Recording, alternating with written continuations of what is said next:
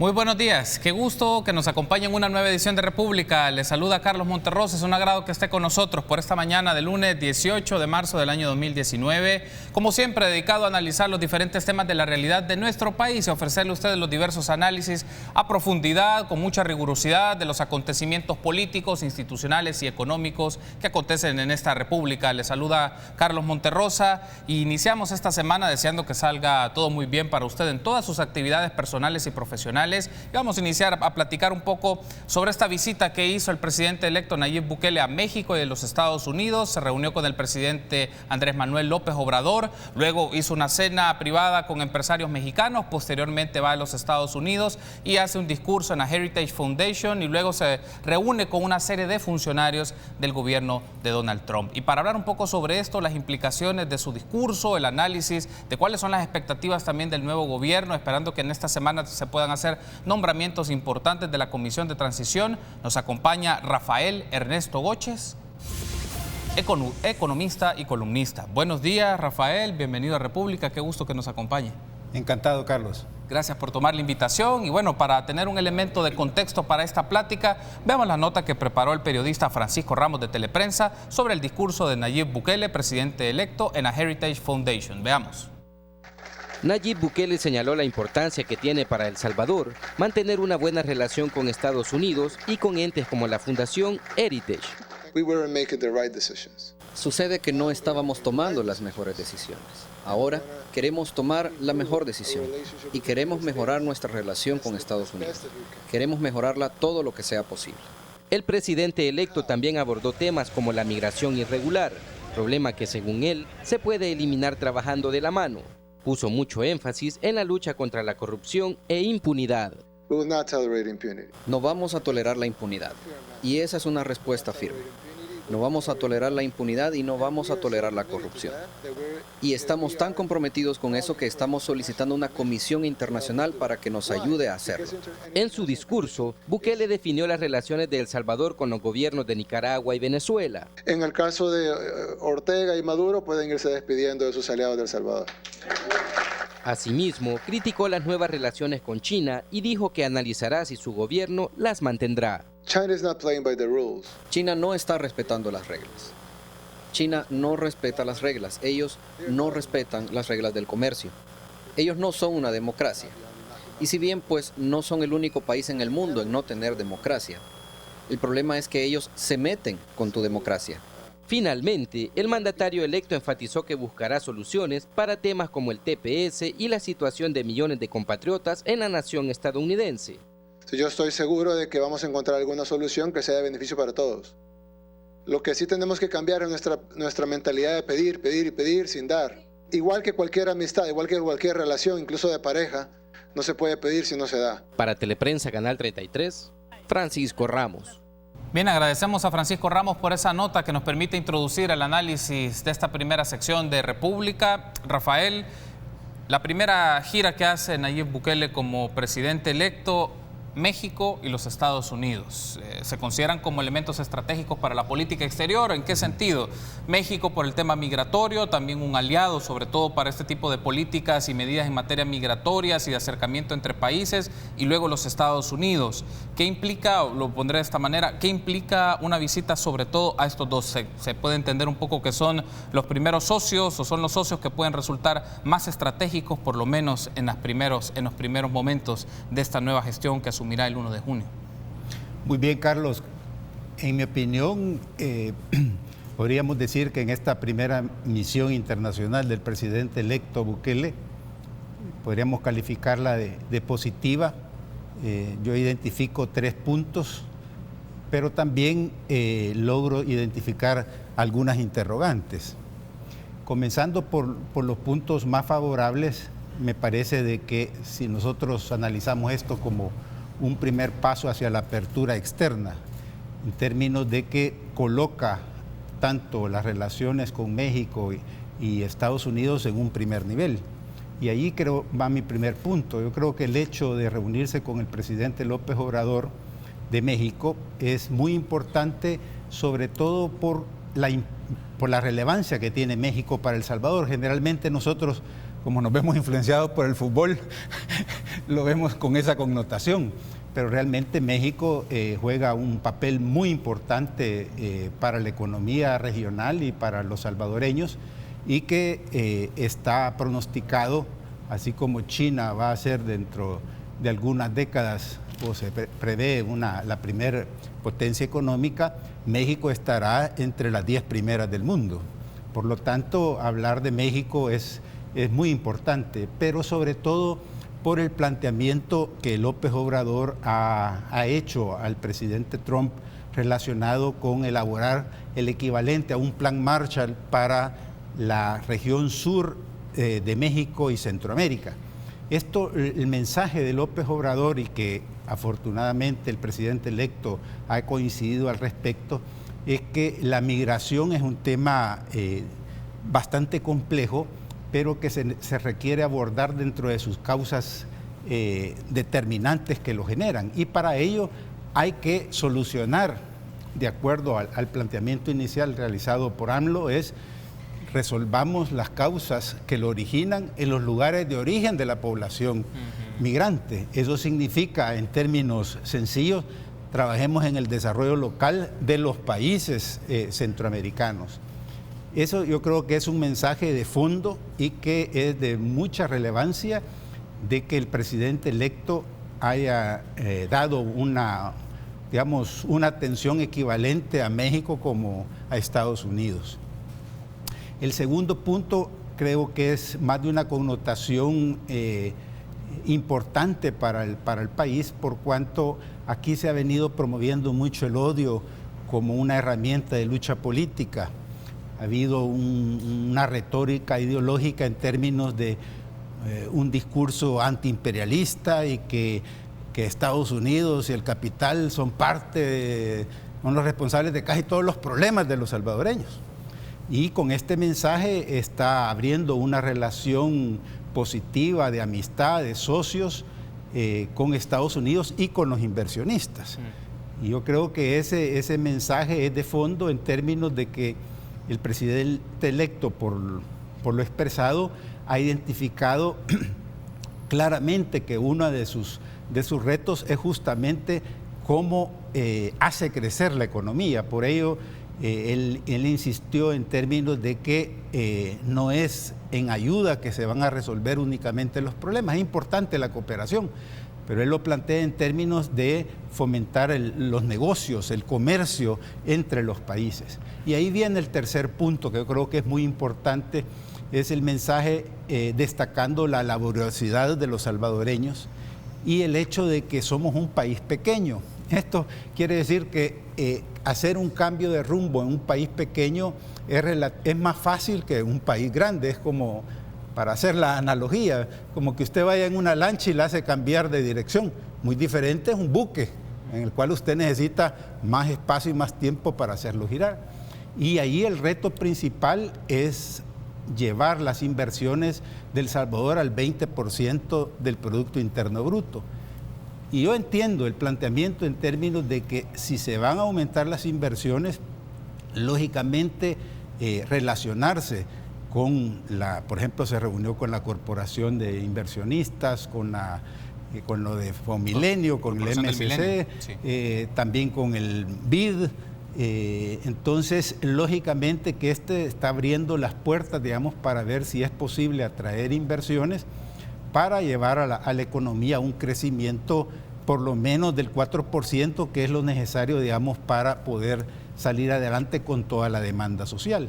Es decir, en resumen, Carlos, yo veo esta primera misión internacional del presidente electo hacia una apertura externa. Ahora viene la pregunta, también el otro lado de la moneda es la apertura interna, es decir, cómo se relaciona con la sociedad salvadoreña, con una situación, digamos, polarizada, y con partidos fuertes como ha sido el FMLN y Arena, quienes no logran por el momento todavía recomponerse después de la derrota de febrero, y que no hay planteamientos claros al respecto en El Salvador. Entonces ahí surgen, al menos tres interrogantes. No sé si quiere que las veamos. Por favor, claro. Una de ellas es ¿por qué, digamos, el presidente electo escoge a la Fundación Heritage para hacer un planteamiento e incluso invitarlos a apoyar en temas sustantivos de política? Menciono esto porque una de las cuestiones que en El Salvador se discute y que es fundamental para los próximos años en términos de gobernabilidad es cuál es el rol del Estado, de la sociedad y del mercado. En ese sentido, un tanque pensamiento tan conservador como Heritage pareciera ser que pudiera inclinarse demasiado por el mercado, en términos de que, bueno, entonces el crecimiento económico el que determina y que después de crecer vamos a entrar a solucionar los problemas sociales.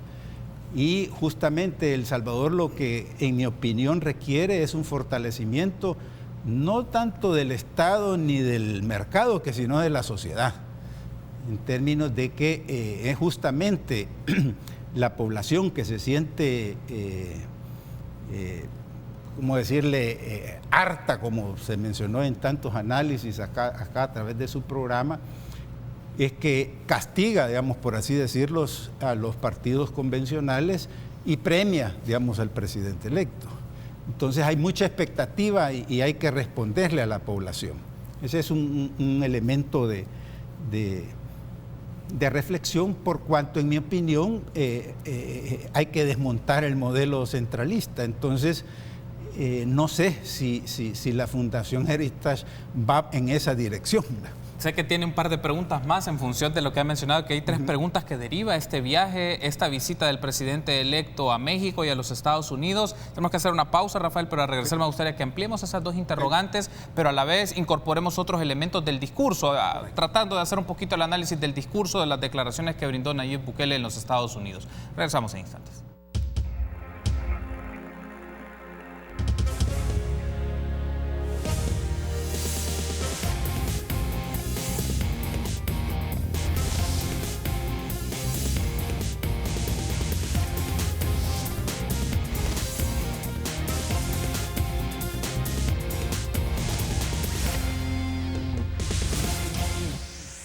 Gracias por ser junto a nosotros en República por la mañana de este lunes 18 de marzo. Iniciamos República haciendo un análisis un poco de la visita, de la gira que hizo el presidente electo de Estados Unidos a México y los Estados Unidos. Lo hacemos con Rafael Ernesto Goches, economista, consultor, columnista también en periódicos en nuestro país.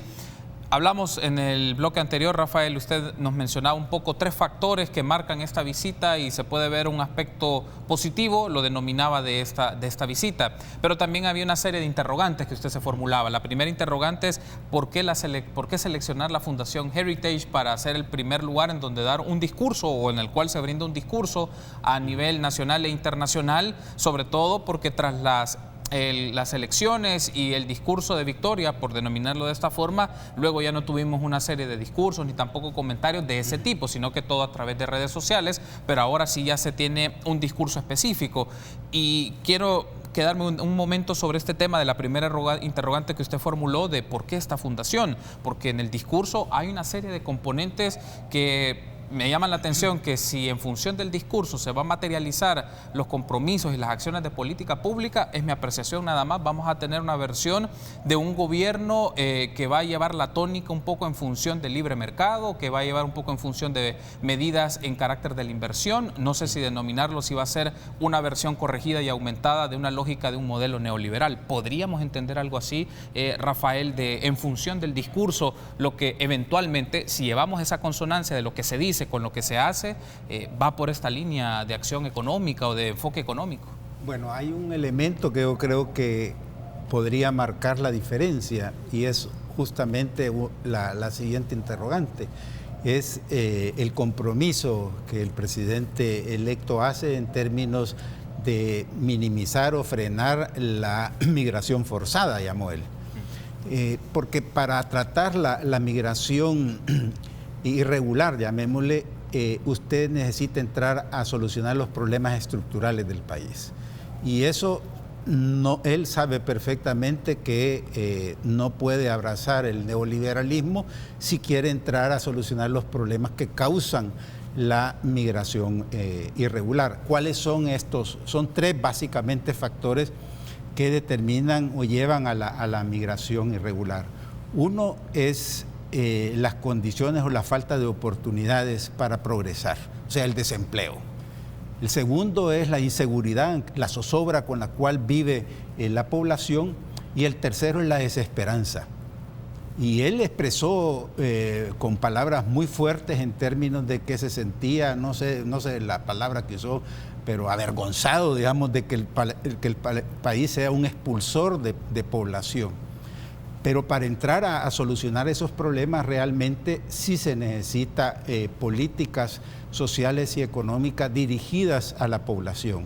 Es decir, para evitar la migración forzada, usted necesita obligadamente, Carlos, mejorar la calidad de vida de la población en sus lugares de origen. Eso es desarrollo local. ¿Y qué significa eso? Es llevar el Estado, llevar los servicios básicos, mejorar en términos de salud, de educación, en términos de seguridad, y el otro que es ampliar oportunidades de empleo para la población en sus lugares de origen. ¿Qué significa eso? Eso significa llevar inversión en términos de los 14 departamentos, no concentrarse únicamente en el área metropolitana de San Salvador. Necesita obligadamente realizar un plan de infraestructura de largo plazo para crear las condiciones a fin de que llegue la inversión a todo el país. O sea, ahí está hablando realmente de una intervención en términos de política pública fuerte para orientar la inversión social y económica o productiva al interior del país. En ese sentido, lógicamente que eso no coincide, digamos, con planteamientos neoliberales. Entonces, yo creo que en el mensaje de fondo ahí entra un cuestionamiento en términos de política pública o, si se quiere ver, de modelo de desarrollo. Y porque no puede frenar la migración forzada con el actual modelo vigente en El Salvador. Necesariamente tiene que entrar a políticas públicas cualitativamente diferentes. Por lo tanto, yo ahí creo que esa era una de las interrogantes, y yo creo que el tema migratorio es el que puede marcar la pauta en términos de que no es posible seguir con el actual modelo de desarrollo, porque justamente este modelo es el que genera, ¿verdad?, los factores que provocan la migración forzada. Uno de los asuntos que deja el discurso, Rafael, o uno de los que fue las constantes en diferentes momentos de su discurso y posterior de la serie de preguntas que se formularon en la Fundación cuando dio su speech o su discurso, es el tema de la inversión. Fue un tema que se insistió mucho. Podríamos entender que es un modelo, o pensándose en un esquema de desarrollo fundamentado, sustentado en la atracción y generación de inversión extranjera, pero sobre todo un nicho clave, por lo que podemos interpretar, es de salvadoreños y salvadoreñas en el exterior que pueden brindar su intelecto, su conocimiento, su experiencia y traerla al país de origen, y sobre todo también inversionistas de otros lugares, mexicanos y estadounidenses. Hay una frase del discurso que a mí me llamó mucho la atención y lo menciono nada más textualmente.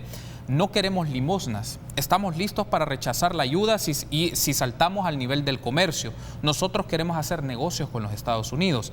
¿Qué implica para El Salvador hacer negocios con los Estados Unidos, dada la envergadura de dicho país y que el nivel de comercio con el cual se codea Estados Unidos es con la Unión Europea, con China y con otros países? Y el caso de El Salvador es mucho más modesto, evidentemente, aunque su socio principal es Estados Unidos y Centroamérica. Pero ¿cómo es esto de moverse en un nivel de comercio que les facilita hacer negocios con los Estados Unidos? Sí, es que justamente yo creo que ahí sí tocó una pieza, un punto neurálgico, que son las inversiones. O sea, El Salvador no logra crecer más en promedio del 2.2% anual, justamente porque no hay la inversión pública ni privada suficiente que llegue al 20% del Producto Interno Bruto.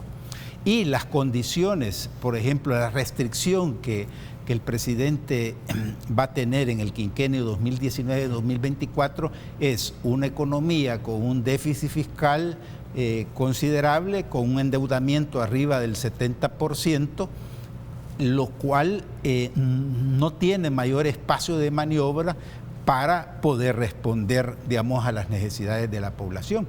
O sea, papá Estado no puede resolver todos los problemas, pero puede generar las condiciones necesarias para aumentar la inversión y de esa manera crecer la economía. Si crece la economía arriba del 4%, no necesitaría entrar a más impuestos, porque va a tener ingresos suficientes, digamos, para responder a parte de la demanda social. En ese sentido tiene lógica el planteamiento, pero la cuestión es que El Salvador, yo diría que en las últimas dos décadas, su promedio es 2.2% de crecimiento de la economía, y la razón de ello es que la inversión pública, digamos, si pudiera, no llega, digamos, al 5%, y junto con la inversión privada no llegan al 20%, y si eso no sucede, El Salvador no es capaz de solucionar sus problemas. Y entonces, ¿cuál es la vía para inyectar esa inversión? Es justamente los negocios, el comercio internacional. Ojo, sea a través de atracción de inversiones como sea a través de exportaciones.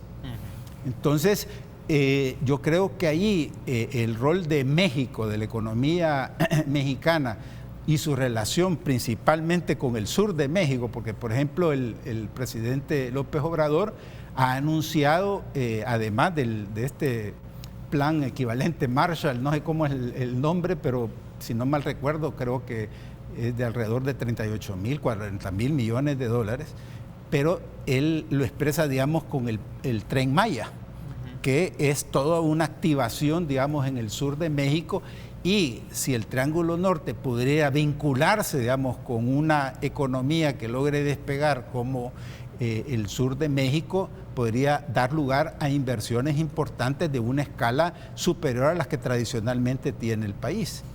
Entonces ahí se abren oportunidades de mercado tanto para inversionistas norteamericanos, mexicanos, centroamericanos, que yo creo que es un elemento sumamente importante y ojalá que se pudiera cristalizar. Por cuanto El Salvador como tal, mi punto, Carlos, no sé si me he dado a entender, es que no tiene las condiciones ni los capitales necesarios para dar ese giro estratégico al país, y por lo tanto el comercio internacional puede ser, digamos, una alternativa viable para entrar a solucionar este reto de incrementar las inversiones en El Salvador. Y justamente esto me deriva a esta pregunta, para esta reflexión, Rafael. ¿Cuáles son esas inversiones estratégicas que se requieren en este momento, en este tiempo, en función de las condiciones y capacidades económicas que tiene nuestra economía, nuestra matriz productiva, nuestra generación de ciertos bienes y servicios? ¿Por dónde pasan esas áreas estratégicas de inversión? Porque al escucharlo, me refiero al escuchar un poco el discurso y el contexto, es que en la década de los 90 se mencionaba esto: apertura al tema del comercio, instalación de ciertos tipos de inversiones, que básicamente fue en el sector de confección y maquilas. Posteriormente vamos a tratar de dar un poco de valor agregado, pero igual vinieron otra serie, pero los call centers, por ejemplo. Pero digamos, ¿cuáles son los tipos de inversiones por donde pasa de manera estratégica un modelo de desarrollo económico distinto en función de lo que tiene nuestro país, lo que puede ofrecer nuestro país? Bueno, para darle respuesta a su pregunta, Carlos, que es muy importante, yo diría que son dos elementos a considerar. Uno es en términos de los motores, identificar los motores que pudieran dinamizar la economía, pero creo que en este mensaje lo que también se está transmitiendo es que no solo ver a El Salvador en nuestros 20.000 kilómetros cuadrados, sino en términos de lo que significa tener la oportunidad a través de diferentes instrumentos, como pueden ser los tratados, o sea, activar los tratados de libre comercio para poder aumentar las exportaciones del país. En ese sentido, no solo tiene que ver con las potencialidades del país, sino las oportunidades de mercado que brinda el comercio exterior. De ahí la relevancia de entrar a la relación con México y Estados Unidos. pongo el caso de México porque el elemento logística podría ser uno de esos motores, y al articularlo con el Tren Maya y la reactivación, ese podría ser un elemento importante. El Salvador no está en cero. Por ejemplo, se ha estado trabajando en un plan de infraestructura de largo plazo que es importante en términos del desarrollo logístico, por cuanto eso puede activar las economías locales. Y ahí voy al segundo elemento sustantivo en términos de... porque crecimiento económico por sí, o sea, es necesario pero no es suficiente. ¿Cómo ese crecimiento económico le brinda las oportunidades a la población, que era lo que estábamos hablando anteriormente, para crear oportunidades a lo largo y ancho del país y que no emigre esta población? Y ahí viene la palabra que se llama encadenamiento productivo. Debo de interrumpirlo, Rafael, Sí. las disculpas del caso. Vamos a hacer en este momento un enlace con el periodista Jorge Tríos, porque se están desarrollando acontecimientos, una protesta en el Boulevard del Ejército por falta de agua. Vamos a establecer el enlace entonces con Jorge Tríos. Buenos días, Jorge, comentanos. Hola, muy buenos días, así es. Estamos en el Boulevard del Ejército, a la altura de la terminal Nuevo Amanecer. Es que aquí habitantes de varias comunidades han bloqueado el paso a los automovilistas como medida de presión, porque aseguran que alrededor de hace 6 meses que no reciben el servicio de agua potable, por lo que han decidido esta mañana salir a protestar. La situación, por supuesto, es caótica. Sabemos que este es un bulevar que es muy transitado, sobre todo pues a esta hora de la mañana. Vemos pues prácticamente una larga fila de vehículos y de autobuses intentando pasar sobre esta zona. Hay que decir que ya se hizo presente la Policía Nacional Civil, tanto elementos de tránsito, también como de seguridad, y también elementos de la UMO ya se encuentran presentes en este lugar.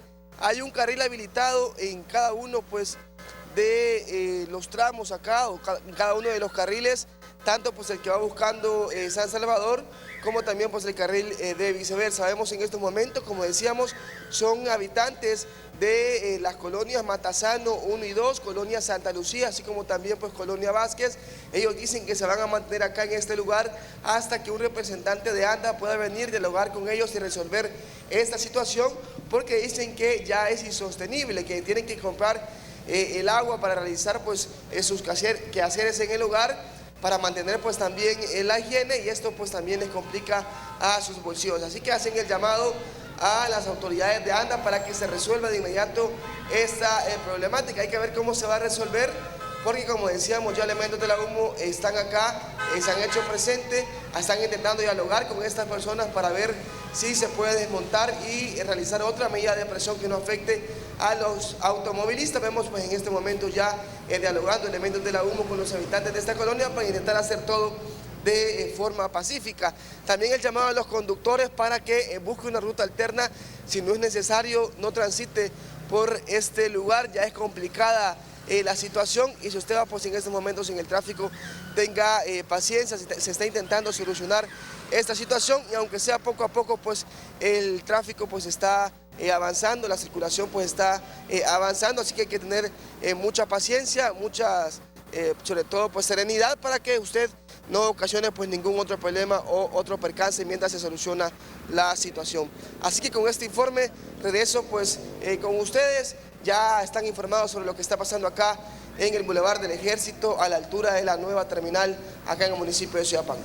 Perfecto, Jorge, gracias, muy amable, gracias por tu reporte. Se va a ampliar esta nota en la próxima emisión de Teleprensa sobre esto que está ocurriendo en el Boulevard del Ejército, una protesta de habitantes de la colonia El Matasano y Santa Lucía por la falta de agua. Tenemos que hacer una pausa, pero al regresar continuamos analizando este tema con el economista Rafael Ernesto Goche. Volvemos.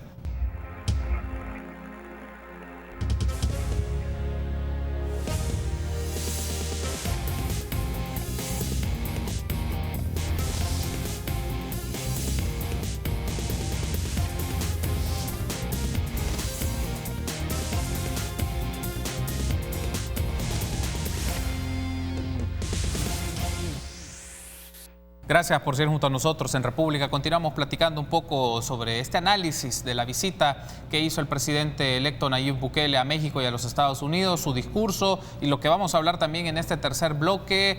¿Qué significa la configuración de un gabinete? ¿Qué mensaje implica constituir un gabinete en función de las expectativas de distintos grupos e instituciones de la sociedad? Y un poco también la comisión de transición, quiénes van a ser los que le conforman y qué se puede esperar de dicha comisión. Rafael, pero traíamos pendiente del segmento anterior, usted me mencionaba que uno de los puntos que puede resultar estratégicos para la motivación de inversiones estratégicas para El Salvador o aquellas inversiones que son importantes es a través de los encadenamientos productivos. En específico, en concreto, ¿qué significa esta serie de encadenamientos productivos? Ok, miramos, digamos, los motores. Uno puede ser la parte de logística y el otro puede ser el turismo, por ejemplo. Pero para que ambos necesitan, digamos, conectar con los trabajadores independientes, con los micro, con los pequeños empresarios, que son la mayoría de la población.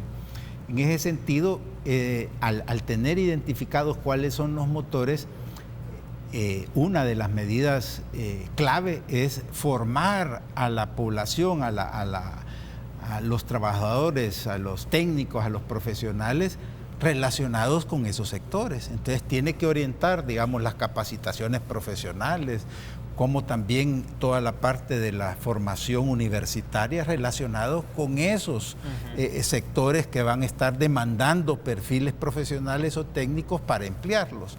Ese es un elemento sumamente importante y que lógicamente son esfuerzos que se llevan 5, 10, 15 años. Pero el elemento fundamental es, digamos, a nivel local, por ejemplo, si usted va a desarrollar un complejo turístico o un corredor turístico, usted necesita generar las condiciones básicas en términos de inversiones de infraestructura. Hay dos elementos fundamentales para el turismo. Uno es la seguridad y el otro es el saneamiento. Sí. Entonces, ahí se necesita enfocar y poder encadenar en términos de cuáles son los proveedores de esos insumos del sector turismo relacionados con los niveles locales. Digamos, hay muchos que se está dando ahí en La Libertad. Yo conozco esfuerzos importantes locales, por ejemplo, que los restaurantes, la mayoría emplea personal de las comunidades alrededor de los restaurantes o de los hoteles. Es decir, que la población vea que llegue un hotel, pero que ellos se benefician de esa inversión, sí, sea trabajando en la construcción, trabajando en la cocina, de mesero, en fin, de todas las demandas que requiere, digamos, la actividad turística, de tal forma de que todos los lugareños o los que viven alrededor de estas inversiones tienen oportunidades de trabajo.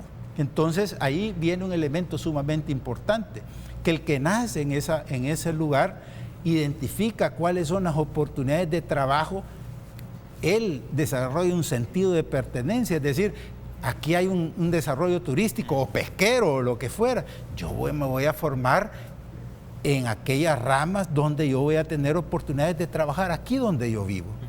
Entonces, eso le falta a El Salvador, porque cuando uno va y recorre el interior del país, muchos de los jóvenes lo que están esperando ya tienen la maleta en la mano, lo que están esperando es oportunidades para emigrar. ¿Por qué? Porque no tienen oportunidades en el lugar de origen.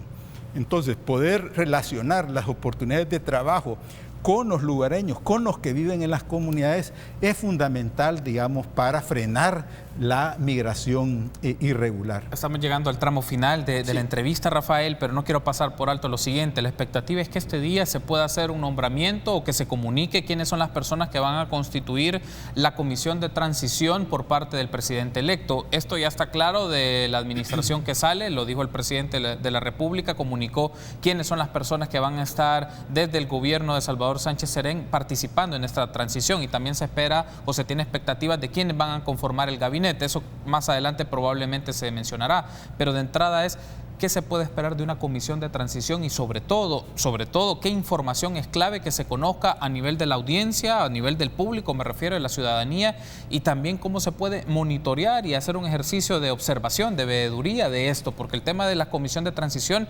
sobrepasará el tema de cuántos activos, cuántos bienes o cuántas cosas quedan de un gobierno al otro, sino es qué hay que observar y qué es importante identificar de una comisión de este tipo.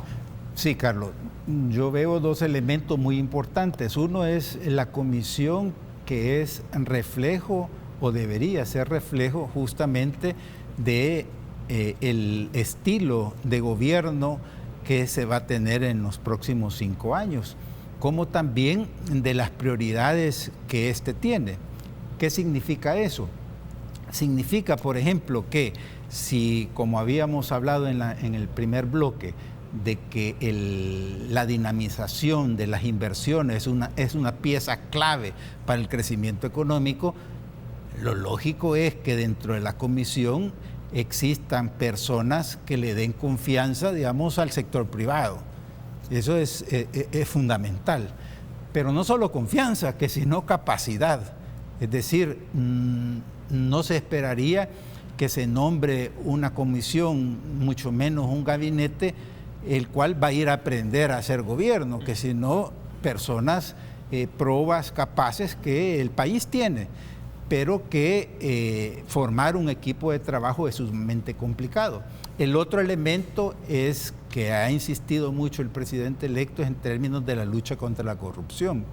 Por lo tanto, el perfil de las personas son un perfil probo, una persona intachable de buen récord, digamos, profesional en su desempeño en las diferentes ramas que pudiera tener. Y el otro elemento que yo creo que es sumamente importante, y es que, por ejemplo, ahí en el reportaje que ustedes lanzaron, son 2 temas fundamentales en el país. Uno es el agua y el otro es el término de la movilidad urbana, o sea, todo el tráfico. Entonces, por ejemplo, esos son temas especializados. Y, por ejemplo, si quiere tener una respuesta positiva o una reacción constructiva de la población, entrar a la solución del problema, digamos, del tráfico a través de la movilidad urbana, es algo que se puede lograr, digamos, en un periodo razonable y de un gran impacto en el país. O sea, ¿cuál va a ser la expresión de esos temas dentro de la conformación del gabinete? Creo que es sumamente importante. Y el último elemento, Carlos, es que es clave la recepción de qué recibe del gobierno que sale. O sea, cuáles son la situación técnica, financiera de los programas que están en marcha. Yo creo que eso es sumamente importante porque ahorita no han visto o no conocen en detalle realmente en qué situación van a recibir las diferentes unidades o instituciones del gobierno. Quiero darle las gracias, Rafael, por haberme acompañado, y la invitación está hecha para seguir con estos análisis en función de los acontecimientos que derive el nuevo gobierno, cuando ya se ha comunicado quiénes conformarán esta comisión de transición, quiénes van a constituir el gabinete y cuáles van a ser las primeras acciones en función de la toma de posesión y elementos que podemos marcar también de la relación con la Asamblea Legislativa y los programas económicos, que ahí también tenemos pendiente una discusión muy interesante. Gracias, Rafael, por haber estado con nosotros. Mucho gusto, Carlos. Muy amable, gracias por haber estado con nosotros, Rafael. Permítanos una pausa. Continuamos con más.